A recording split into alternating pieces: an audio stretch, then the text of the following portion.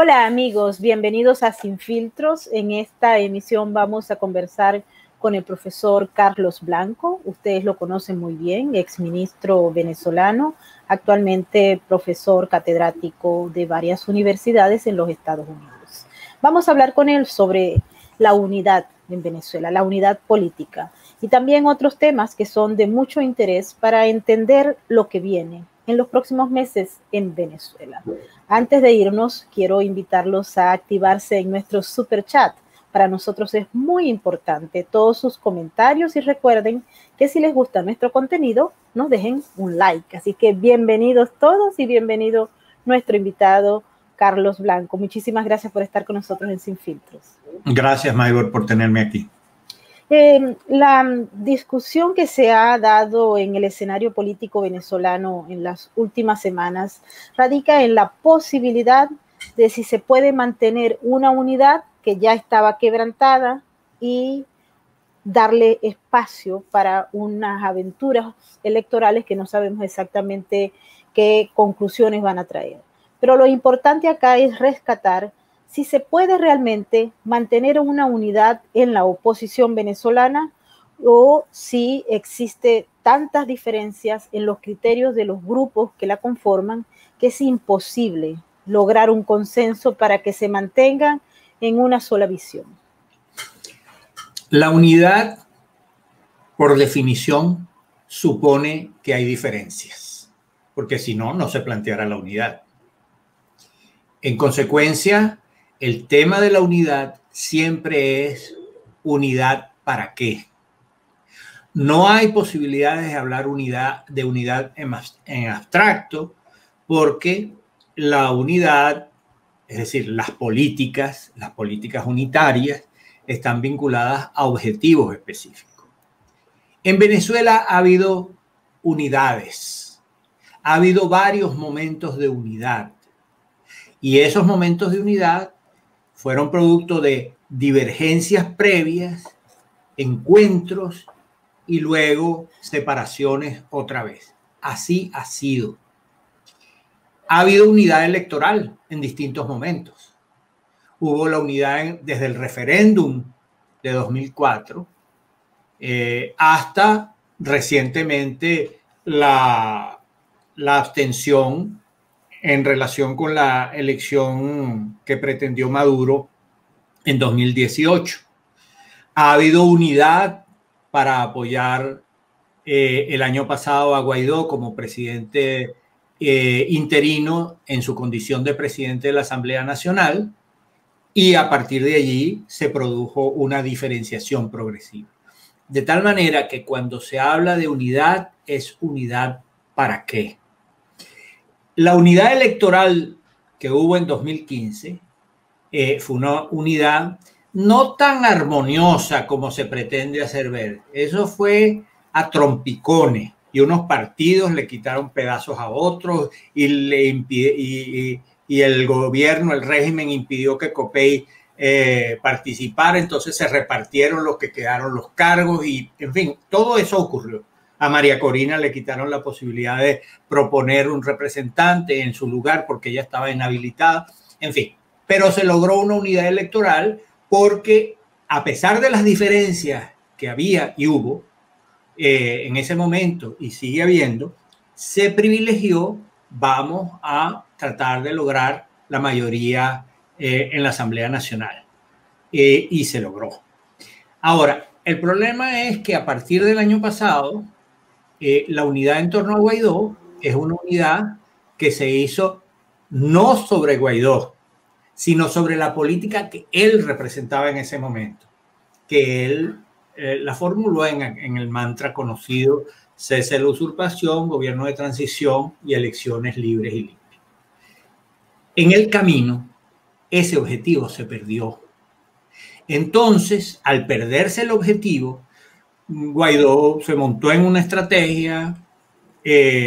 Los que resintieron ese cambio siguieron planteando el cese de la usurpación y otros se mantuvieron agazapados en la reserva, como es el caso de Capriles y otros. De tal manera que lo que ha habido desde entonces es que ha habido diferentes visiones y versiones de cuál es el objetivo a lograr. Eso es lo que explica que no haya unidad. Hay unidad de algunos en torno a un propósito, hay unidad de otros en torno a otro propósito, pero la unidad general de los partidos de la oposición no existe. Y ahora con un fenómeno nuevo. ¿Cuál es el fenómeno? Que el caos del país, la miseria en la que está la mayoría de la población, el desastre institucional, la anarquía, han hecho que la mayor parte de la población progresivamente se vaya despegando de esa dirección, de toda la dirección, no solamente de Maduro y el régimen al cual abandonó hace años, sino también de muchos de estos sectores de la oposición. ¿Por qué? Porque no hay respuesta. Y esa es la verdad pura y dura, lamentable, pero es así.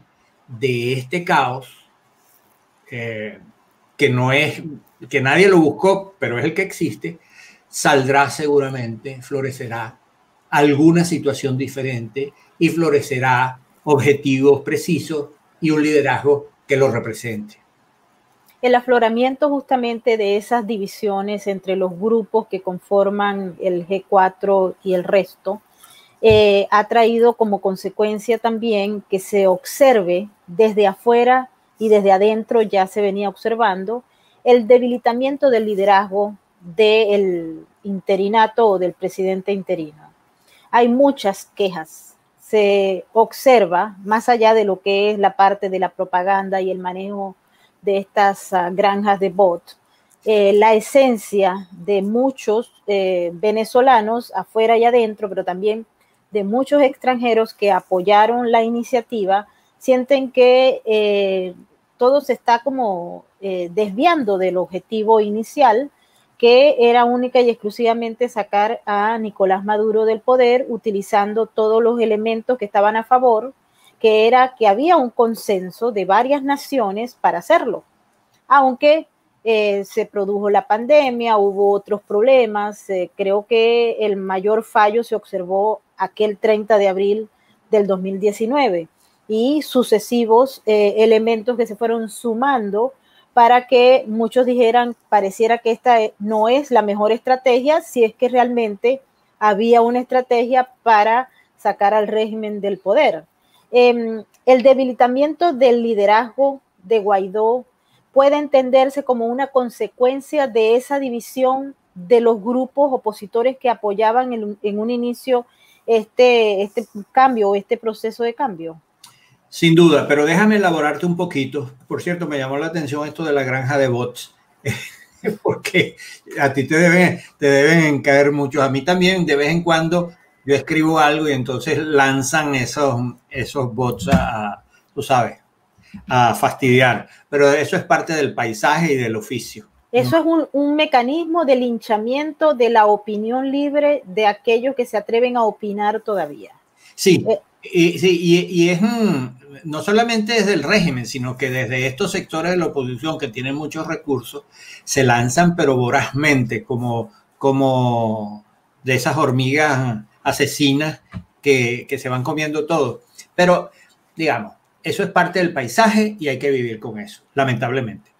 En relación con el tema de la unidad, debo decirte además que uno tiene la idea de que los partidos se ponen de acuerdo y definen un objetivo y una estrategia. En realidad todos los partidos están partidos, salvo uno o dos. Todos los partidos tienen divisiones internas terribles. Si no, ¿de dónde salieron estos diputados y dirigentes que se apropiaron de las siglas de los partidos en los que militaban? De esos partidos, altos dirigentes. Bernabé Gutiérrez era el segundo a bordo de Henry Ramos en Acción Democrática por años. Entonces quiere decir que ahí, en esos partidos, no hay unidad.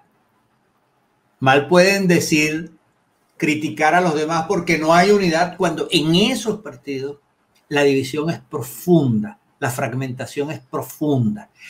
Y es, digamos, yo no dudo que haya la la larga mano del régimen ahí con sus tentaciones y con sus sirenas cantando, pero también hay largos resentimientos acumulados en esas direcciones absolutamente autocráticas.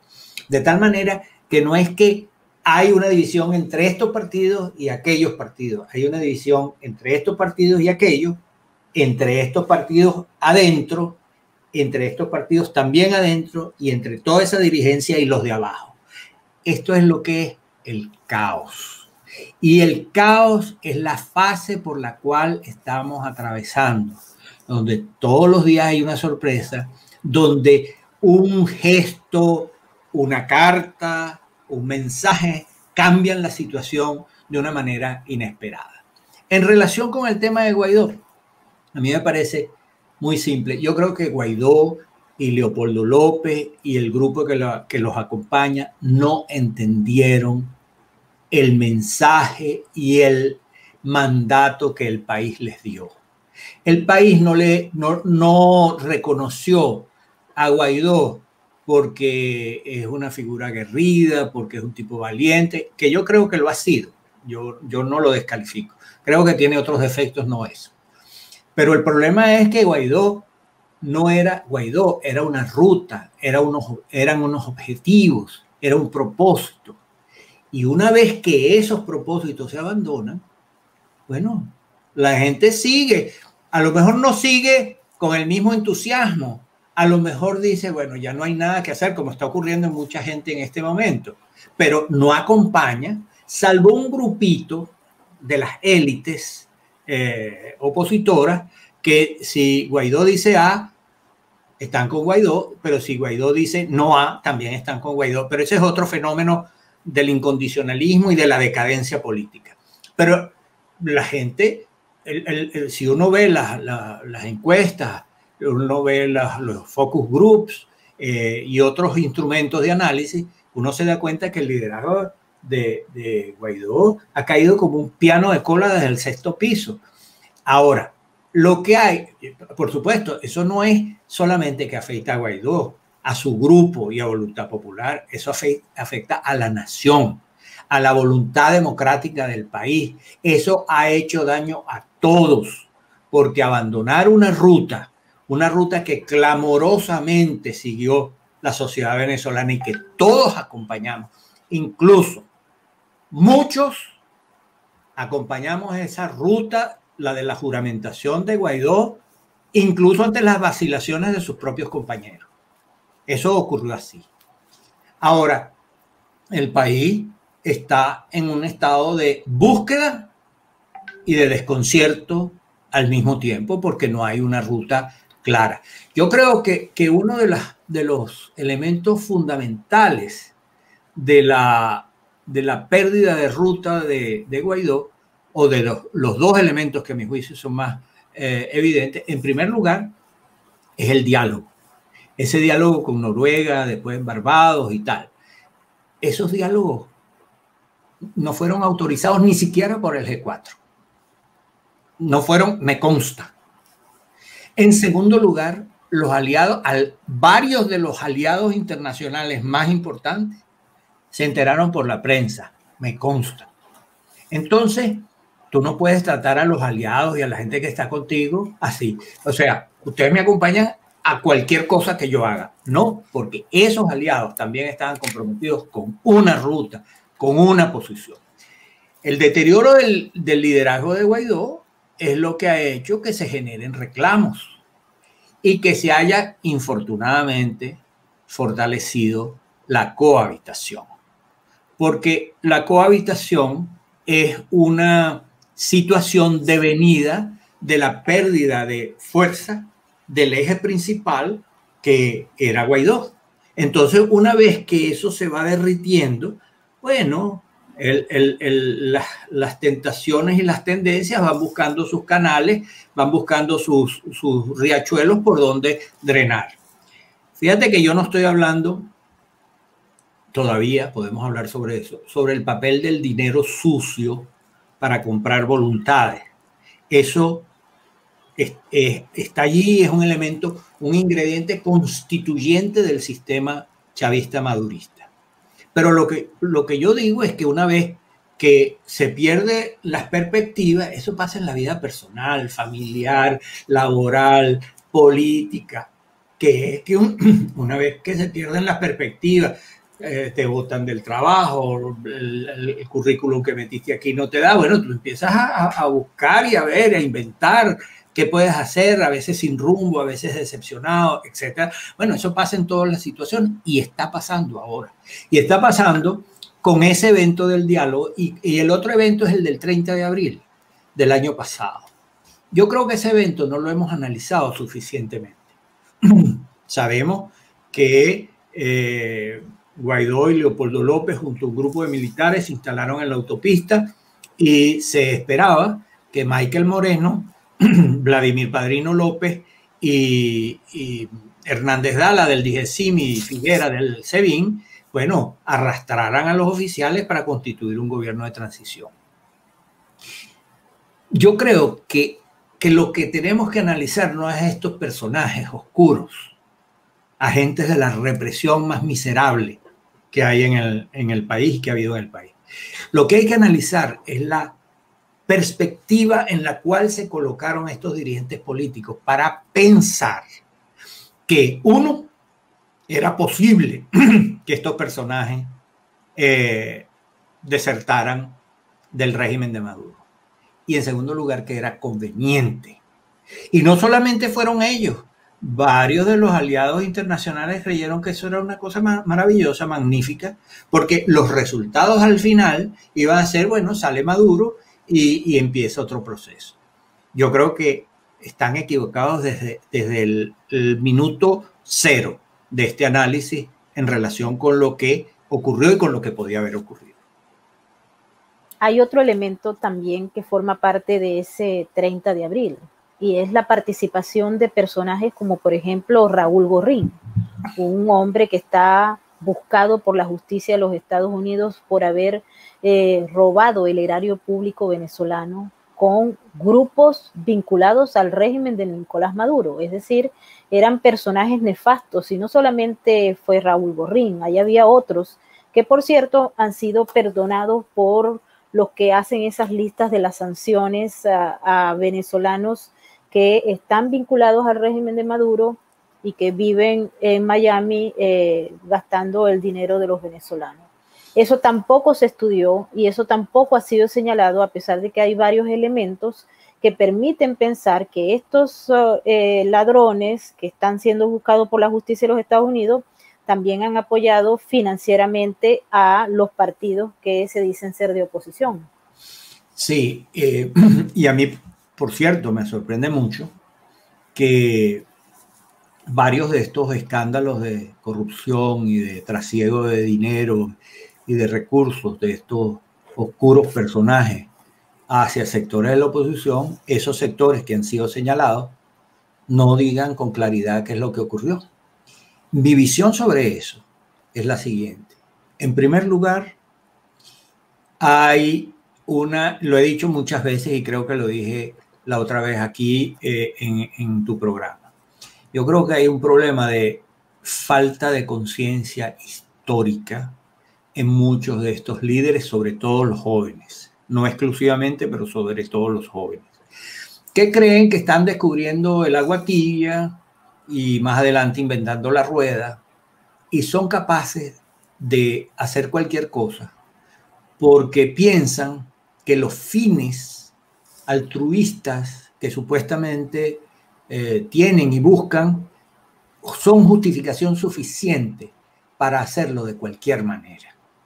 Es decir, si yo quiero salir de Maduro, vamos a buscar a todos los que se han peleado con Maduro, incluidos miembros de su mafia, para generar el cambio. Uno podría decir, bueno, eso tiene una cierta lógica, porque después ajustamos cuentas. En realidad no ajustas cuentas después. Cuando alguien, un jefe político, un movimiento político, hace una alianza con el crimen, esos criminales saben que algunos de estos con los que hacen alianzas lo van a querer desechar. ¿Y qué es lo que hacen? Se garantizan el futuro. ¿Cómo se garantizan el futuro? Bueno, llevando las cuentas, las facturas, con video, con audio, con todas las pruebas de la telaraña en la cual sus amigos, sus socios políticos se han visto envueltos. Y después la sacan o los chantajean con eso. Por esa razón, esta organización, este tejido, es un tejido que daña esencialmente las posibilidades de plantearse objetivos concretos. ¿Por qué? Objetivos concretos de transformación. Porque eso es imposible para quienes están atrapados en la telaraña que estos criminales construyen. Yo creo que hay gente que puede haber cometido errores, recibió plata de este, pero no sabía quién era este, y entonces después se supo que este era un bandido. Pero esas son cosas que tienen que clarificarse, que despejarse, incluso que asumirse. Mira, me equivoqué, está bien, me equivoqué.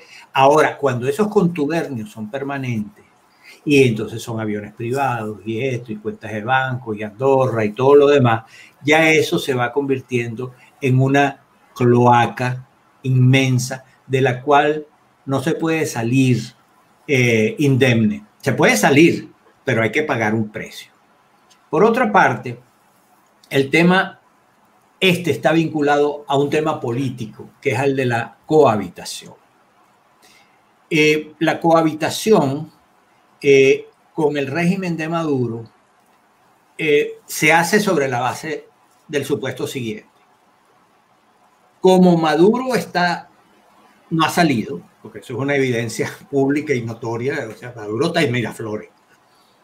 Y como los esfuerzos que se han hecho a lo largo de 20 años han sido infructuosos, porque también es una evidencia, hasta el sol de hoy, entonces nos queda una de dos.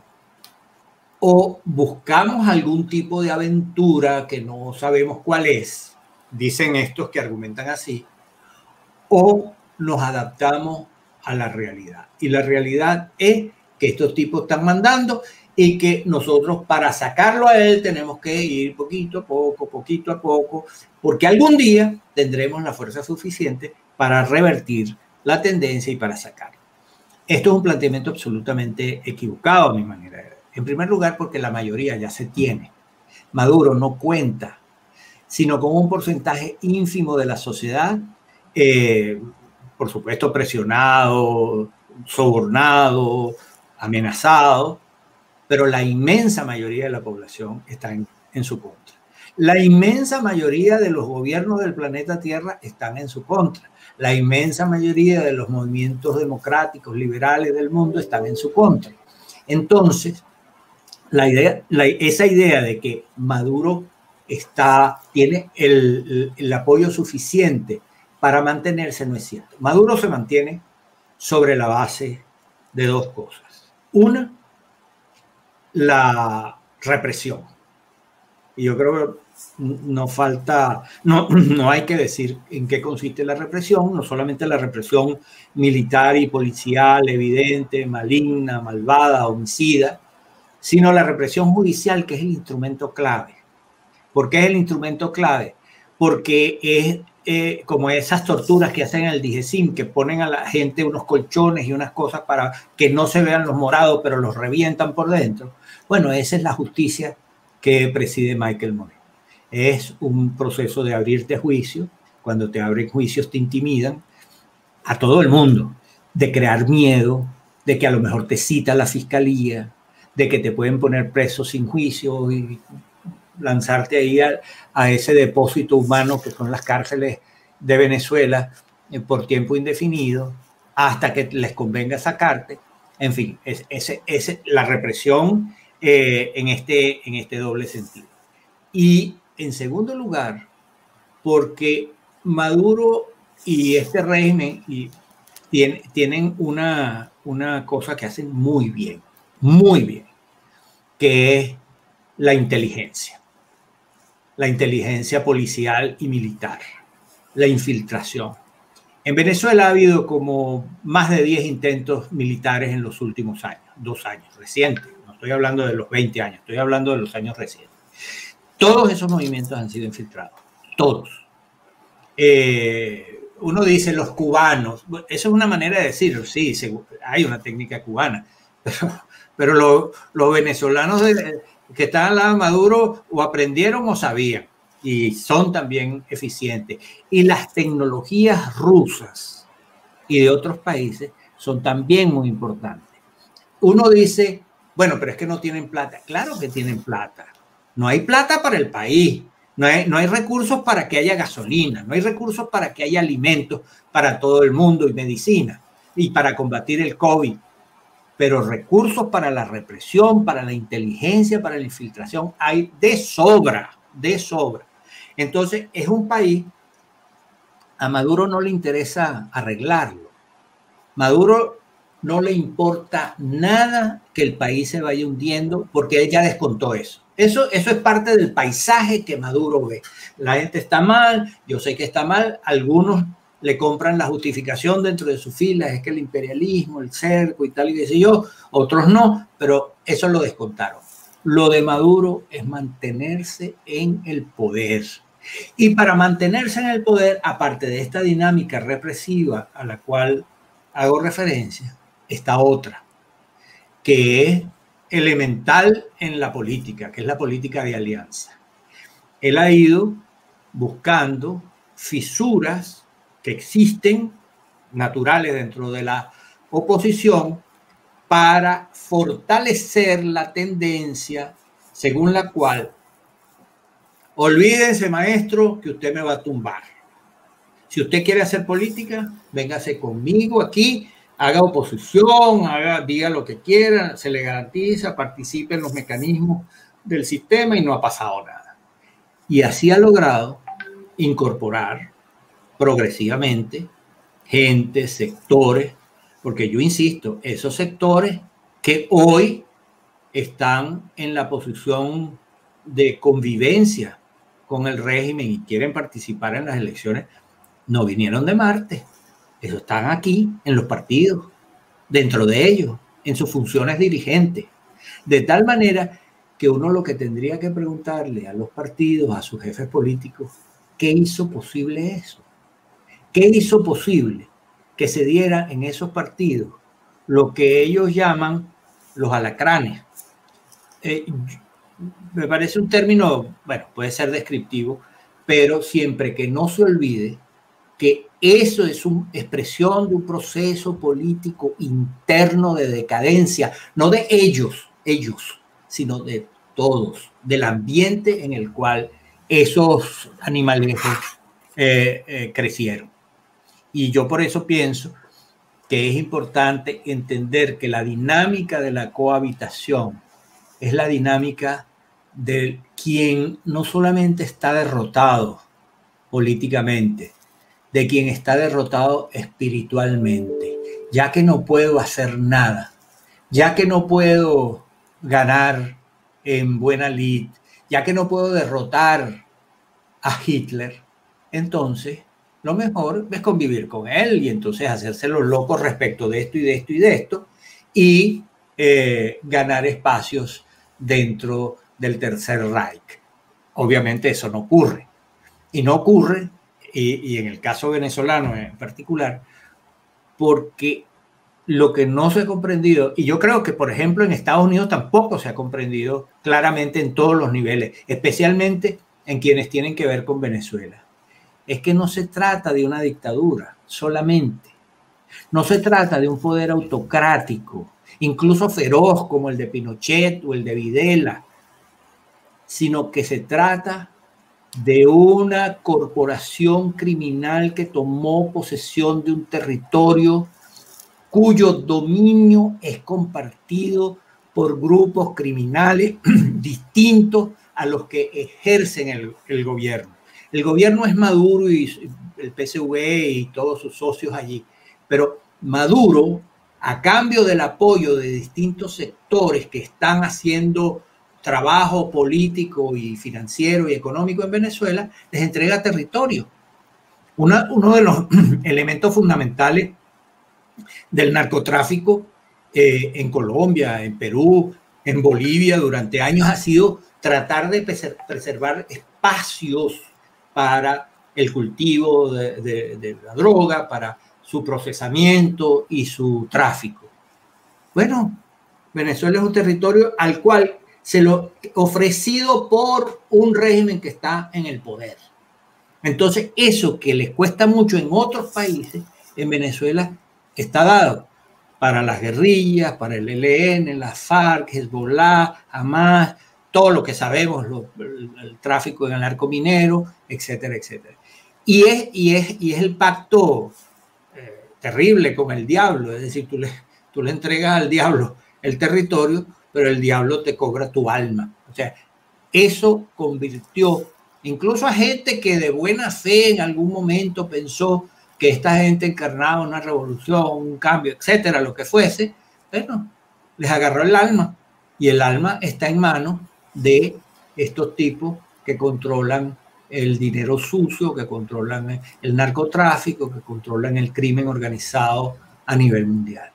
Y una dictadura así, un régimen así, no sale, incluso menos ahora, porque Pérez Jiménez tenía para dónde ir, la España de Franco. Perón tenía dónde ir, la Venezuela de Pérez Jiménez y la República Dominicana de Trujillo. Pero estos tipos no tienen dónde ir. Bueno, pueden irse a Turquía, a Cuba, pero esos tipos no pueden aterrizar en ningún aeropuerto del planeta porque les pasa lo que Alex Saab. O sea, los tipos están proscritos del mundo y ese es su drama. Y en el avión donde se vaya Maduro, que posiblemente sea un avión grande, ponte tú de 200 pasajeros, caben 200. Los demás se tienen que quedar ahí recibiendo la factura que la sociedad venezolana les va a presentar. Por esa razón, su resistencia es mayor, su disposición a cambiar es muy baja, por eso hay que derrotarlos con la fuerza, no hay más. Sí, justamente final, ajá. Digamos, la amenaza del puño ojalá sea suficiente para no tener que dar el puñetazo, pero hay que tener el puño cerrado. Justamente en base a eso, ¿no? O estamos cumpliendo un año que se firmó el TIAR, un grupo de países lo apoyaron luego de un trabajo que se hizo en la OEA de diálogo y de consenso con varios de los miembros de esa organización. Pasa un año y nada de lo que estaba allí se aplicó. No se aplicó la ruptura de relaciones desde el punto de vista diplomático, comercial, aéreo, etcétera. Y tampoco se ha logrado y se ha visto un avance en esa materia por los países que firmaron y por aquellos que estaban liderando ese proceso de consenso. También el TIAR había excluido la parte militar. Recuerdo esas discusiones que se dieron en las que la parte militar no iba porque no había acuerdo entre las partes para incluir esa cláusula, que era lo que estaban esperando muchos, ¿no? Si el TIAR no se aplica, luego de la propaganda que se le hizo, si hay personajes del gobierno de los Estados Unidos que tienen una narrativa que parece que está dividida a los otros miembros del gobierno estadounidense. Por un lado van algunos voceros y por otro lado van algunas otras acciones, etcétera. ¿Qué se puede esperar? ¿Cómo se construye un consenso de países en los cuales se diga, ok, el diagnóstico es que estos tipos son una organización criminal, que son una amenaza creíble y real para la seguridad de los Estados Unidos, y entonces las salidas que hay son estas? Hemos visto lo del Comando Sur, los proyectos que se han llevado a cabo y los planes para la lucha contra el narcotráfico que se han venido reforzando, y la semana pasada pues se dio ese acuerdo con la DEA, etcétera. Pero ¿hasta qué punto eso puede llevar a una salida tipo fuerza, cuando hay una especie de manejo discursivo en el que esa no puede ser la salida. En relación con el TIAR, el TIAR en el artículo 8, Tratado Interamericano de Asistencia Recíproca, establece un conjunto de medidas, incluidas las militares. El TIAR fue aprobado en la OEA el año pasado, en septiembre. ¿Y qué pasó desde entonces? Porque hay una discusión un poco bizantina sobre esto, ¿no? Los países, no se puede ir a medidas de fuerza porque los países no quieren. ¿Por qué los países no quieren? Eso es una realidad. ¿Por qué los países no quieren? Porque los países, y aquellos incluso que aprobaron el TIAR el año pasado, vieron que mientras ahí en la OEA se estaban adoptando ese tipo de medidas, que son medidas políticas, porque ahí no estaban mandando ninguna división aerotransportada a Venezuela, estaban aprobando un marco. El gobierno interino de Guaidó estaba dialogando en Noruega y Barbados. Y entonces varios de esos países se preguntaron, un momento, nosotros estamos hablando aquí de medidas de fuerza, porque es cierto que no todos estaban de acuerdo con el tema militar, pero todas eran medidas de fuerza, ruptura de relaciones diplomáticas, etcétera. Eso es fuerza. No fuerza militar, pero fuerza política e institucional. Si nosotros estamos aquí aplicando medidas de fuerza y llamando a aplicar medidas de fuerza, porque aquel régimen debe ser derrocado, ¿cómo es que aquellos a quienes nosotros apoyamos en Venezuela, dígase Guaidó y compañía, están dialogando con aquel régimen al que quieren derrocar? ¿Cómo es eso? Porque no era un diálogo para ver, Maduro, pon fecha de tu salida. No, era un diálogo para ir a unas elecciones con un Consejo Nacional Electoral mutuamente acordado, incluso se habló de un gobierno donde no estuviera Maduro, y por supuesto tampoco Guaidó, pero integrado entre chavistas y oposicionistas y tal. O sea, si yo estoy entendiéndome con aquel que he dicho hace unos días que voy a derrocar, ¿cómo voy a aspirar yo a que aquellos aliados míos busquen derrocar a aquel con el que yo estoy hablando? Eso no ocurre. Entonces, ese apoyo hacia el TIAR se fue difuminando. Como, por cierto, el apoyo de los 60 países. Guaidó efectivamente logró que su ruta fuera apoyada por casi 60 países. Es decir, para sacar al régimen, para una salida en los términos que hemos hablado. ¿Y qué pasó? Lo mismo. Ese es un apoyo que nadie dice, ya no apoyo a Guaidó, pero nadie tiene el entusiasmo que tenía antes. Porque eso es otra vez el problema de los objetivos y la estrategia cuando se mantienen o cuando se disuelven.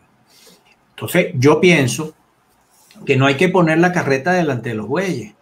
Nadie en el planeta Tierra va a ir más allá de donde la oposición democrática en Venezuela vaya.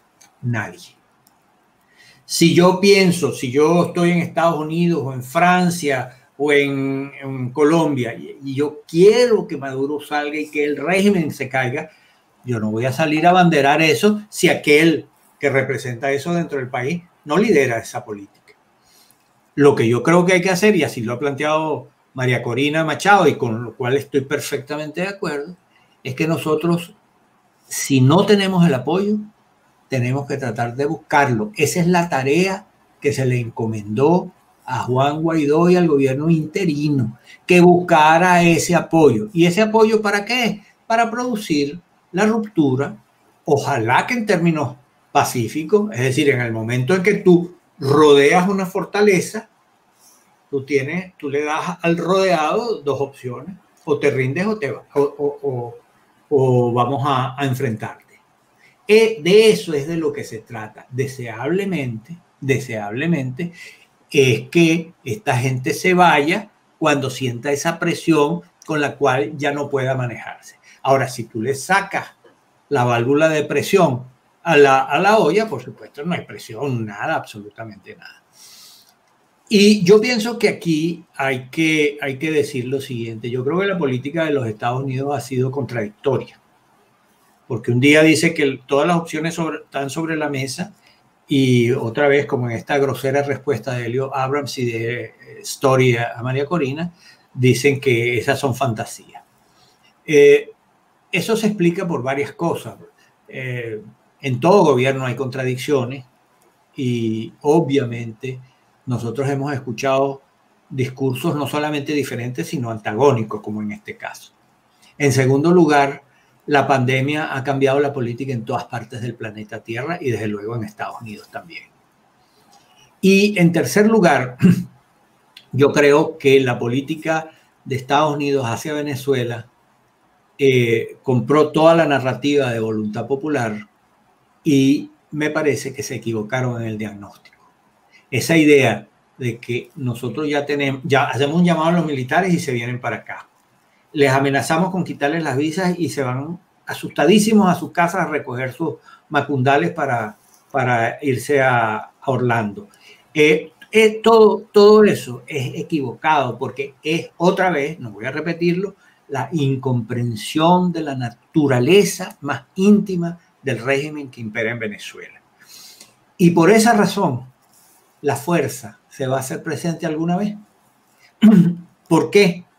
Porque ya para mantenerse el régimen de Venezuela desde hace algunos años, pero especialmente en estos últimos tiempos donde ha perdido todo apoyo popular y simpatía internacional, es un régimen que se ha convertido en peligro para la seguridad nacional de varios países. Peligro para la seguridad nacional de Colombia. ¿Por qué? Porque la estrategia de Maduro, que yo creo que desde su punto de vista es correcta, si yo no desestabilizo a Colombia, yo corro peligro. Entonces, ahora el objetivo, yo creo que el objetivo fundamental de Maduro es desestabilizar a Colombia. Sea que este candidato o aquel gane las elecciones, yo creo que él no está pensando en elecciones, está pensando en la desestabilización. Como hemos evidenciado el año pasado, antes del COVID, varios movimientos de estos que yo creo que son genuinos en los países, es decir, nadie inventa una protesta en un país desde afuera. La gente tiene razones para protestar en los distintos países, pero donde creo que es indudable la infiltración del régimen venezolano para que esas protestas adquirieran otros tonos, otras dimensiones y otros objetivos. Entonces, y para Estados Unidos yo creo también que es una amenaza para la seguridad nacional, porque el tema del narcotráfico, y con esto voy a concluir porque creo que ya llevo mucho tiempo hablando, el tema del narcotráfico, uno lo ve muchas veces desde el punto de vista de lo que significa en obtención de recursos de manera ilegal y entonces unos generales cogiéndose unos reales, trasegando cocaína de la que entra desde Colombia para el Caribe, Centroamérica, Trinidad, África, etc. Esa es una dimensión. La otra dimensión es que varios de estos tipos de ese régimen entendieron que el trasiego de drogas hacia Estados Unidos era una manera de afectar la base, la estructura de la sociedad norteamericana. Bueno, de todas las sociedades, en este caso la norteamericana. O sea, era ponerle dinamita progresivamente a las bases de la sociedad, de la cultura de un país. Y por esa razón también lo hicieron los cubanos en su momento. Los cubanos eran como muy firmes y cerrados en cuanto al tráfico interno en Cuba, en la isla, de las drogas. Pero hacia afuera ayudaron para que eso ocurriera sobre la base de que eso era un misil contra el imperialismo norteamericano. Yo creo que esa dimensión es una dimensión que es necesario entender para entender por qué hay entre otras razones, un riesgo para la seguridad nacional de los Estados Unidos con un régimen que es absolutamente abierto a esta política con estos grupos criminales. Justamente ese tema, Carlos, sobre la cocaína como arma de guerra, fue bien expresada por los fiscales del Distrito Sur de Nueva York cuando hicieron el documento de acusación contra Nicolás Maduro y todos sus aliados, miembros del Cartel de los Soles. Pero también lo hizo otro fiscal que milita con los demócratas, que estuvo al frente del caso de los narcosobrinos. Barara, él había hablado, y hay un documento que es clave en eso, sobre el uso de la cocaína como un mecanismo de guerra contra los Estados Unidos. Se habló, se discutió, etc. Y esto es un aspecto que se ha venido trabajando desde el Departamento de Justicia con insistencia, al igual que algunos voceros, no todos, porque el Departamento de Estado es como una especie de ecosistema donde pululan varias especies, y alguna de las especies que sí entiende el diagnóstico está entonces al corriente y dándole una línea a lo que se hizo en la investigación del Departamento de Justicia. Nos tenemos que ir, pero quisiera dos elementos antes de marcharnos, Carlos. Uno de ellos es qué pasó y qué va a pasar con Capriles. Y dos, ¿cuál es la agenda que a tu juicio le conviene más a Venezuela desde el punto de vista de los Estados Unidos? ¿Un presidente Trump reelegido o un Biden en la presidencia? La primera pregunta fue la de Capriles. La de Capriles.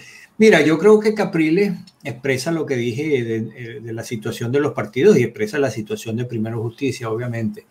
Y creo que Capriles representa esa tendencia que se rindió ante el régimen. Es decir, como no hay más nada que hacer, lo mejor es tener una cuota de diputados allí. Y ya vi una declaración que me pareció no solamente de una derrota, sino de una confesión, que no aspiramos a la mayoría, los que aspiramos a detener el autoritarismo de Maduro. Es decir, ya eso es derrota y derrota al cuadrado.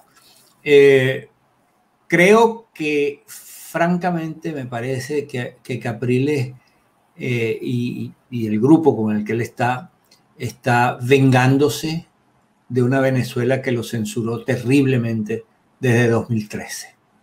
Yo creo que yo no entiendo esta movida, este movimiento de Capriles, sino como un acto de resentimiento personal con tanta gente que lo ha criticado a lo largo de los años, porque le atribuyen que su renuncia a protestar en la calle por la victoria que él obtuvo, yo le creía a él. Él me dijo a mí que ganó. Me lo dijo en televisión. Yo gané esas elecciones. Yo se lo creí, pero no las defendió. Entonces, él dice que no las defendió para evitar unos muertos, y los muertos de estos 6, 7 años han sido infinitamente, por centenas de miles, se cuentan dentro del país. En todo caso, yo creo que esa es una estrategia fracasada que puede conducir a tener unos diputados. Hay que ver los nombres de los diputados. Yo estoy ansioso por conocer los nombres de los diputados. Me dicen que hay varios que están en ese tren del resentimiento que se están anotando allí, pero quiero verlo. En relación con Trump y Biden, a mí me parece que nosotros, mi opinión es que la posición que nosotros, los venezolanos, deberíamos defender es que creeremos en el candidato que ofrezca una salida creíble para Venezuela. Es decir, que se comprometa con la estrategia de la amenaza creíble hacia Venezuela. No creo que se haya terminado la definición de las políticas de ninguno de los dos en relación con América Latina. El discurso de Trump es más duro. Trump ha tomado medidas favorables al rescate democrático en América Latina, pero eso no se ha concretado. Y lo de Biden está todavía en las nebulosas. Entonces yo les plantearía, si tuviera la voz suficiente y si tuviera los oídos de los candidatos o de sus asesores, le diría, nosotros los venezolanos esperamos a que ustedes nos digan cuál es el camino para salir del régimen de Maduro que ustedes comparten. Y ahí yo me defino. Y creo que esa sería una manera de ejercer presión más que suponer que ya el mandado está hecho. Esa es la manera en la que yo me aproximaría al tema. Carlos, muchísimas gracias por estar con nosotros en Sin Filtros. Gracias, Maybur. Ha sido un placer. Y a todos ustedes, muchísimas gracias por participar en nuestro super chat. Para nosotros es muy importante todos sus comentarios. Y recuerden, si les gusta nuestro trabajo, denos un like. También queremos invitarlos para que pasen por nuestra plataforma patreon.com/Venezuela Política. Allí tenemos esta semana un seminario sobre el crimen organizado y el ciudadano normal. Así, esos de a pie, como ustedes, como yo. ¿En qué nos afecta la presencia del crimen organizado en todos los espectros de la economía? Es importante estar preparados porque esa es la realidad que nos está tocando vivir. Así es que no se lo pierdan. Esta semana vamos a empezar con nuestro seminario Crimen Organizado y Ciudadanía. Así que los espero por allá y por ahora me despido. Muchísimas gracias por estar con nosotros en Sin Filtros.